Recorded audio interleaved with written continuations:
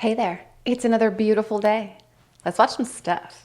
Chevron case is the most cited Supreme Court case ever, and it just got overturned. The rule in Chevron was about administrative agencies. Congress makes a lot of laws, but they don't really write legislation in super detail. Let's take the Environmental Protection Agency. The EPA's job is to enforce environmental protection laws. So Congress creates the EPA and then creates a bunch of environmental regulations and laws, the Clean Water Act, the Clean Air Act. These acts are several pages long, but they don't cover every single encounter, every single situation. And so what the Chevron rule is that when the law is vague or doesn't provide a sufficient answer, the administrative agency is allowed to interpret the law and how to enforce it. We're getting rid of the Chevron rule that says that an agency has the discretion to interpret the statutes of Congress when they're sufficiently vague. And so now they have to come to the court every single time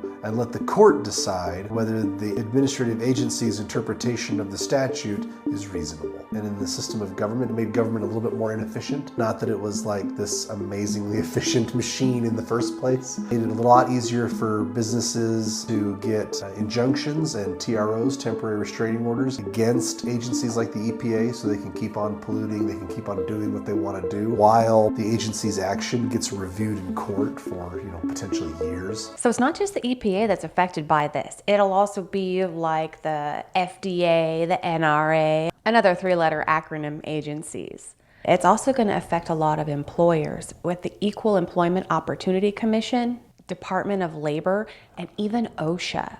And this will affect everybody's workplace. And not only them, but it's also going to have a huge effect on the Medicare, Medicaid system and medication prices. And all of this stuff is going to have to go through the court. That's it. If there's any kind of issue, these commissions or these agencies can no longer, make their own variations of the rule while still, being within this rule for their particular agency.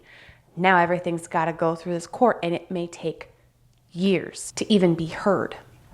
Hey, thanks so much for stopping by today. If there's a topic you'd like me to cover, let me know down in the comments below and I'll do my best to get it in an upcoming video.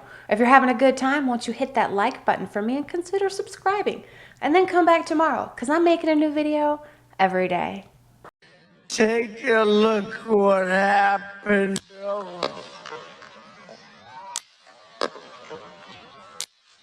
That's exactly what I was talking about the other day, how his head was like this, and then he turned it, and then he turned it back. And right when he did the turn it back, that's crazy. That is way too close for comfort. The United States is not a democracy. The United States is not a democracy. It's a constitutional republic. There's a big difference. In a direct democracy, the people decide on the laws and policies without any representatives. In other words, majority rules. In a constitutional republic, the laws and policies are decided by the president and other representatives that were elected by the people. But neither the people or the representatives can override the rules of the Constitution. So why would our founding fathers create a constitutional republic instead of a direct democracy? Well, they realized that majority rule doesn't always provide the best outcome. As Benjamin Franklin once said, democracy is two wolves and a sheep voting what to eat for dinner, where liberty is a well-armed lamb contesting the vote. The founding fathers were wise enough to realize that the United States is extremely diverse, which we celebrate, but allowing the majority to rule results in the minority never having a voice or a say in the matter. Now, with direct democracy in a state like Idaho where I live, we are ranked 38th when it comes to population, so we would never have a say when it comes to voting. But in a constitutional republic, every state has an equal amount of say when it comes to voting. They do this by using the Electoral College. And at this point, you may be wondering, if we live in a constitutional republic, then why does everyone keep saying this? This is extremely dangerous to our democracy. Well, that's because technically a republic is a form of democracy known as representative democracy. Now, we don't live in a true direct democracy, and we don't live in a true republic. The correct language is constitutional republic. Although some people do prefer to use democratic republic because it sounds better to some people. Here's a fun fact for you. The word democracy was not used one time in the Constitution or the Declaration of Independence. The more you know. I also never had to book my friends before. Like, hey, you have to book friendship. That's because America is a corporation, not a country. So much of our social life mimics corporate America because, unfortunately, for a lot of us, that's the only place where we can socialize for long periods of time. With the removal of third places, a space where we can be communal outside of work and home, the increasing trend of people living on their own and moving away from their friends and family, our life is made to revolve around work. There's a reason why people outside of America comment on how they work to live, whereas Americans live to work. Add in our unhealthy obsession with productivity, and now you're getting texts from your best friend asking to confirm for your lunch on the third Thursday of next month at noon. And she put it on the calendar. That is so true that it is sad. Like, we have a calendar for our work, but we also use it for the family, like if there's anything going on, and we put things in different colors to correlate with what's going on. A couple months ago, my best friend, she's like, hey, we should do something, let's make plans. And I was like, yay, I love plans. And we said, okay, we're gonna do it on such and such a day. And I'm like, what time? She's like, I don't know yet, let me get back to you. She never got back to me. And then the day before we were supposed to hang out, she calls me and she's like, hey, I don't know what we're gonna do tomorrow, but you wanna come over around such and such a time? And my brain's like, oh crap. And I was like, there was nothing in my schedule. So I planned work. And that's how that goes. America is a corporation and Americans are its customers. Unfortunately, Americans do not understand the power they have. If each one of us stops buying Apple for 3 months on a bet that Apple drops prices, if 350 million Americans go on strike for 1 month on a bet the companies will do something about it. The problem of Americans is they live in a system that on paper gives them the best freedom than any other system. The problem is that they do not understand the system they live in. The system of capitalism gives the power to the customer. Perfect capitalism is when every party understands their role and actually uses it. And the government should step in only to solve the issues of capitalism, such as monopoly. Fortunately, the government of today, unfortunately, and this is both to Republicans and Democrats, the government of today is not teaching the most important part of the system, which is how economics works. If economics would actually be taught properly in school, kids would come out of school understanding the power they have, which is the power of the consumer. Fortunately, kids are indoctrinated by consumption through marketing on a daily basis since they're little. If you put them in front of a TV, they're being influenced on a daily basis by ads, what they should buy, and being lonely and being individualistic, rather than operating as a community. But it's funny that even the communists and socialists in America are pushing the whole idea of being different, being individualistic. In reality, the power is given in the community, especially in capitalism. That is what's messed up about this system. If you would actually understand the system you live in, you would understand how much power you have as an individual operating as a community. Peace out. That is so true.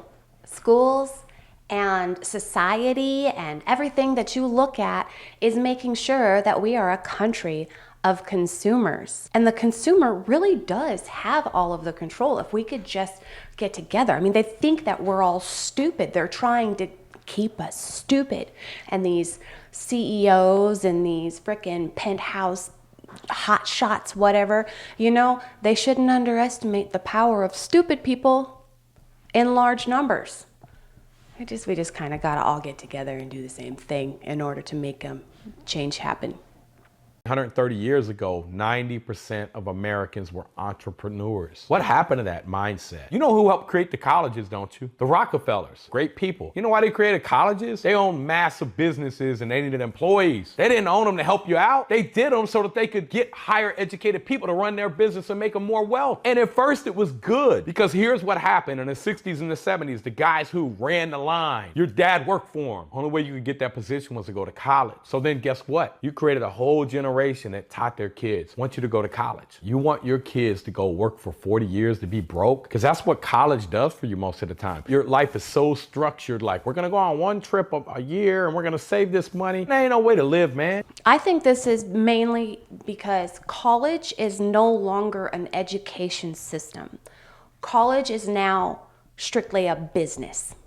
You give them your money so that you can go to their buildings and sit there and listen to some teacher teach you whatever you've decided you're going to learn. And then you leave with a bunch of debt. And then you have to work off that debt. You don't always get a job in your field. A lot of people don't. A lot of these fields are absolutely ridiculous, like woke ideology and stuff like that. So yeah, college is strictly a business now. I really, really believe that. There's nothing good coming out of it except for debt. Like I said, I don't even tell my children they have to go to college. And we do really live around our work in the United States, and vacations are few and far in between. I know we go on one, maybe a year. We do like little things throughout the year, but it's like a day or two. But a vacation is like maybe we get one once a year. Especially here in California, where everybody is just constantly chasing their tail. If you are not super duper rich, even if you're middle class, you're constantly chasing your tail. There is no extra money to go do things because all the extra money goes to the state, goes to survive. Did you know that our central bank is really a private bank? Thomas Jefferson even called it a private corporation. He even wrote that the bill that they wanted to pass to form a national bank was to form the subscribers into a corporation. The incorporation of a bank and the powers assumed by this bill have not, in my opinion, been delegated to the United States by the Constitution. Congressman Charles Augustus says that this Federal Reserve Act establishes the most gigantic trust on earth, and that our financial system is a false one and a huge burden on the people. They've known, y'all. Of course they've known. They've known all along. They're just being on us, never quite figuring it out. This is all a scam. I mean, we got people that's getting ready to retire that's going to try to live off $2,000 to $3,000. Impossible. It's impossible. Because what happens, it comes up here, we spend it. We're $35 trillion in debt. We don't have any money. We're dead broke. And then taxpayers have $2 trillion in credit card debt. We are in huge trouble. In this body, we had better start figuring that out, because we're going to have a run on this city here soon, and there's going to be about 150 million people coming up here saying, where's our damn money that we paid in? I could have put my Social Security money, 40 years, in tax, in the market, and probably be worth 8 to 10 million today. But the federal government wasted it. And the money has been spent every year. So whereas everybody thinks this money's been set aside for me, no, for the past 13 years, every dollar that has gone out of workers' paychecks has gone immediately to pay promised benefits. And that's what happens when you have a system that enables those in charge of it to spend the money in the immediate term and leave the buck to the next generation that's coming along. Yeah, the whole United States Social Security system needs to be fixed. It's broken. It's been broken for a long time, and it's just, this country, what are we going to do? People are working later and later in their lives because they're worried about not being able to make it. Plus, there's also a lot of inflation over the last 40 years since they started working and paying into this, and they're concerned that the money that they're going to get is not going to be enough to sustain them. So they have to have all of this money saved up before they start getting this Social Security. And it's terrifying growing up. And I own my own business. My husband and I, we own our own business. And it's terrifying getting older and starting to have aches and pains, and how are we going to continue doing this? It's a scary thing. It is a scary thing in these United States, not knowing, how our golden years are going to be. Are we going to be working the rest of our lives? Quite potentially.